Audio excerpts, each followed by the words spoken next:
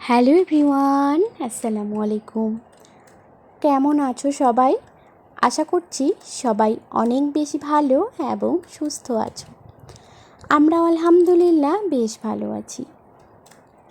আজ হচ্ছে বুধবার আর এখন ঘড়িতে বাজে প্রায় 8:10 কি 11 হবে, কারণ একটু আগেই দেখে আসলাম, সে কারণে বলছি আর কি। সকালে উঠেই কিন্তু কালকের কাপড়গুলো যে ছিল, ভেজা কাপড়গুলো, সেগুলোই কিন্তু ব্রাশ করতে করতে মেলে দিতে আসছি। তো দেখো, একে একে সব কাপড় দিয়ে নিলাম। আর জানো তো, ব্রাশ করতে করতে এই সাইডটা আসতে না খুবই ভালো লাগে। এখন দেখো, বাসি বাসন কোসন আছে, এক বালতি পানি এনে কিন্তু সব কিছু মেজে নিয়ে ওইদিকে মুখটাও ধুয়ে আসলাম। এসে কিন্তু শাশুড়িমা একটু চা করে দিল, দুধ চা আর কি। সে কারণে কিন্তু একটু চা খাচ্ছি ছাতু বিস্কিট দিয়ে। আজকে প্রচণ্ড কাজ আছে আমার। কালকে যেহেতু বাবুর জন্মদিন ছোট করে পালন করব ভাবছি, সে কারণে কিন্তু আজকে প্রচুর কাজ করতে হবে।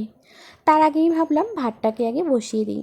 ওই জানোই তো, হাজব্যান্ড তাড়াতাড়ি কাজে যায়, ভাতটা না হলে কিন্তু একদমই অসুবিধার মধ্যে পড়ি। এদিকে দেখতে পাচ্ছ, ভাত বসিয়ে দিয়েই কিন্তু চা নাস্তা করে বাইরে চলে আসছি উঠান ঝাড় দেওয়ার জন্য। উঠানটা ঝাড় দিয়েছি, তবে ভিডিও ক্লিপ একদমই নেইনি।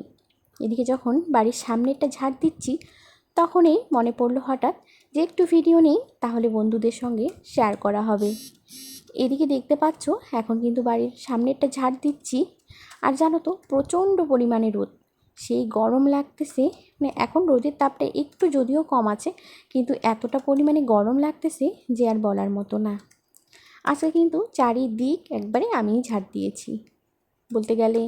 ওই গোয়াল ঘর, সাথে কুয়োর পাড়, কলপাড়, মানে আশেপাশের এলাকাগুলো বলতে গেলে, মানে আমাদের বাড়ির আশেপাশে, সামনে পিছনে সব কিছুই কিন্তু আমি ঝাড় দিয়েছি। সেজন্য কিন্তু ঝাড় দিতে দিতে অনেকটাই হাঁপায় গেছি।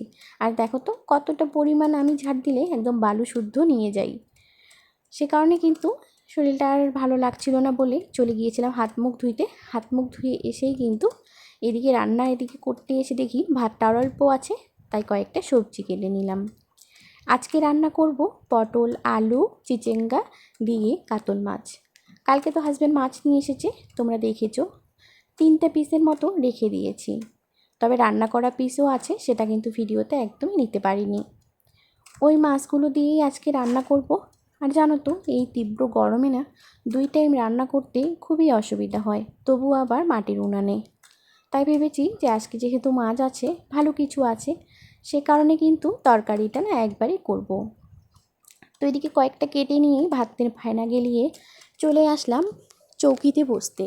রান্নাঘরে আমাদের একটা চৌকি আছে, তোমরা হয়তো ভিডিওতে লক্ষ্য করেছো। ওই চৌকিটাতেই ফ্যান দিয়ে নিয়েছি। এদিকে ফ্যান ছাড়িয়ে কিন্তু দেখো সবজির খোসা ছাড়াচ্ছি। তো এদিকে শাশুড়িমা এসে বলছে, কি রান্না করছো? আমি বললাম চিচিঙ্গা আলু দিয়েই আজকে একটা সবজি করব। তো বললো আচ্ছা ঠিক আছে করো, আমি একটু শাক আনতে যাচ্ছি। আমি প্রথমে ভেবেছিলাম যে সত্যি সত্যি উনি গিয়েছেন, হয়তো শাক পাতা নিয়ে আসবে কিছু, কিন্তু পাননি আর কি। যেই শাকটা আনতে চেয়েছিলেন সেই শাকটা ছিল না, সে কারণে কিন্তু একদমই আনা হয়নি। তো দেখো একে একে কিন্তু এই মানে খোসা ছড়ানোর জিনিসটা দিয়ে, জানি না কি বলে, গ্রেটার হয়তো বলবে, ওই জিনিসটা দিয়েই কিন্তু খুব সহজেই ছাড়া গেল। এদিকে এখন ছোট ছোট করে চিচিঙ্গাগুলো কেটে নিচ্ছি। বাবু এসে জিজ্ঞাসা করে, তুমি কি করছো মাম্মাম? আমি যখন বলি সবজি কাটছি, তখন বলল কাটবা না কাটবা না, আমি কিন্তু সবজি একদমই খাবো না, আমার জন্য হয় মিট নয়তো ফিশ রান্না করো। আমার ছেলেটা এমনই করে, মাছ মাংস যদি না থাকে তাহলে কিন্তু ওকে ডিম ফ্রাই করে লাগবে। তবে হ্যাঁ, সিদ্ধ ডিম খেতে কিন্তু একদমই পছন্দ করে না। এদিকে কিন্তু সবজি সব কিছু কাটাকাটি করে একদম মশলা পর্যন্ত করে নিয়ে রেখে দিয়ে কড়াইটা দিয়ে দিয়েছিলাম না, খুব সুন্দর একটা গরম হয়েছে। তাই তেলটা দিয়েই সাথে সাথে মাছগুলো দিয়ে দিলাম। যেহেতু মাছগুলো ভাজা, সে কারণে কিন্তু একটু উল্টে পাল্টে নিয়েই মাছগুলোকে নামিয়ে রাখবো। আর আমি কিন্তু এভাবে কখনোই চিচিঙ্গা দিয়ে মাছ এভাবে রান্না করে খাইনি, তবে আজকে ভাবলাম একটু ট্রাই করি। কিন্তু দেখো সবজি কাটতে গিয়েই কিন্তু এতটা পরিমাণে সবজি কেটে ফেলছি যে আর বলার মতো না। কি করা যাবে, যেহেতু কেটেই নিয়েছি, রান্না তো করতেই হবে, সে কারণে কিন্তু বসিয়েও দিয়ে দিলাম।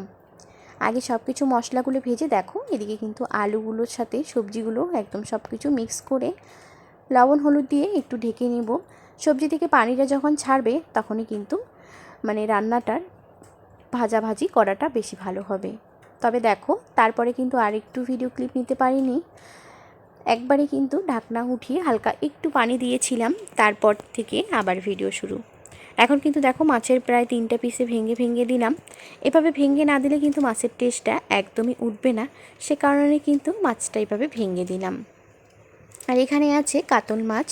কাতল মাছটা না কেমন অনেক বড় নিয়েছে, ভালো আছে মাছটা, একদম ফ্রেশ ছিল, কিন্তু আমার কাছে তেমন একটা আজকেরটা খেতে ভালো লাগেনি।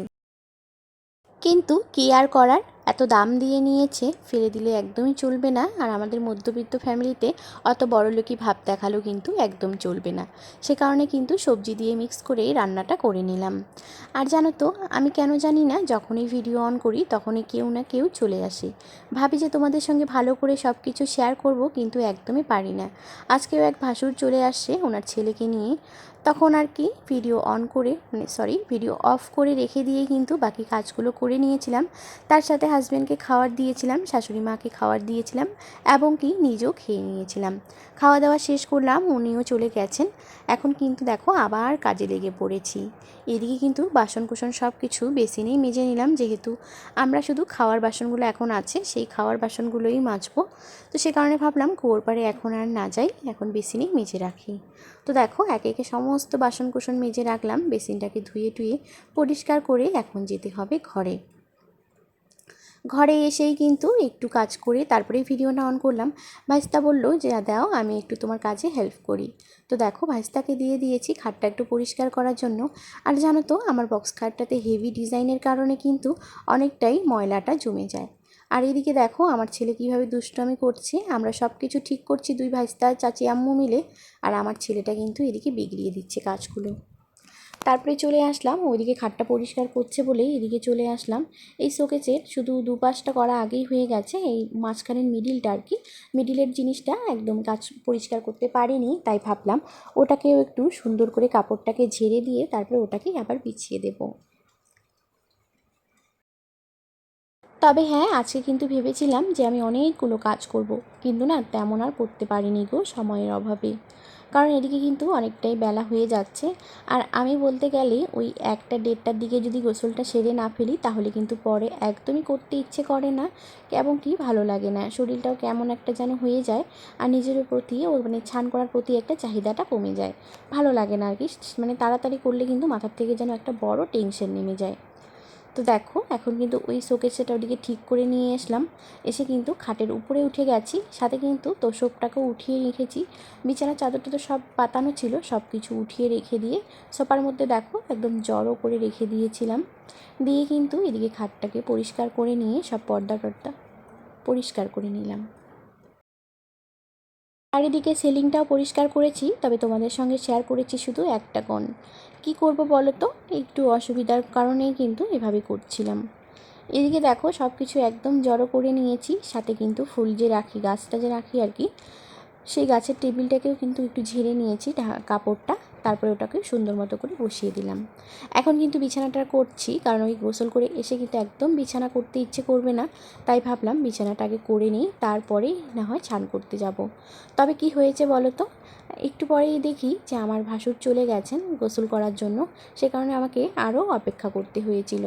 আজকে বললামই না লেটের এতটা লেট হচ্ছে, লেটের উপর আবার লেট হচ্ছে। প্রায় 2:30টার দিকে চলে গেছি গোসলটা সেরে নিতে, কিন্তু এতটা খারাপ লাগছিল যে আর কী বলবো। তবে হ্যাঁ বেশি কাপড় চোপড় কিন্তু আজকে আর ধুইনি। এদিকে দেখো তোষকটা আনতেই কিন্তু প্রায় হাঁপায়ে গেছি। আর ওই যে ভিডিও শুরুতেই বলেছিলাম আজকে প্রচণ্ড পরিমাণে রোদ, সাথে কিন্তু প্রচণ্ড পরিমাণে গরম। এই তীব্র গরমে সব কাজ করতে আমার অনেকটাই কষ্ট হয়ে যাচ্ছে। তবুও কী করব, কালকে যেহেতু ছেলের জন্য একটু ছোট্ট অনুষ্ঠান করব আর কি, মসজিদে পায়েস দেব, আর কয়েকটা ধোয়া মোছা তো করতেই হবে, মসজিদে কিছু দিলে তো সব কিছু পাক পবিত্র করেই কাজগুলো করতে হয়, সে কারণে কিন্তু এই খাটাখাটনিটা করা। আসলে হাজব্যান্ড কিন্তু একদমই পছন্দ করে না কেক কাটা, তো আমার ভাই বলেছিল যে ও কালকে একটা কেক নিয়ে আসবে, সে কারণে কিন্তু ওই কেকের জন্যই এত কিছু আয়োজন। আর সাথে কিন্তু হাজব্যান্ড সব কিছু করে দিয়েছে, ওই পায়েস আনার জন্য চাল ডাল সব কিছু করেছে আর কি, পায়েস বানানোর জন্য। আমার কথাগুলো কেমন জানি না গুলিয়ে যাচ্ছে। আজকে সারাদিন এতটা ধকল যাচ্ছে কি বলবো। কালকে ভিডিও করেছিলাম, ভিডিও আপলোড দিয়েছিলাম, আমার না নেট এমবি শেষ হয়ে গেছে। তখন আর ভিডিওটা যে তোমাদের সামনে শেয়ার করব, টাইটেল থাম্বনেল কিছুই করিনি। তারপরে হাজব্যান্ডকে দিনের বেলা ফোন করে বললাম, উনি কিন্তু তখন নেট এমবি দিয়েছিল, তারপরে আপলোড করেছি। তো দেখো এখন চলে গিয়েছিলাম একটু গোসল করে এসে মিটিংয়ে, তারপরে দেখো মিটিং থেকে কী কী দিয়েছে।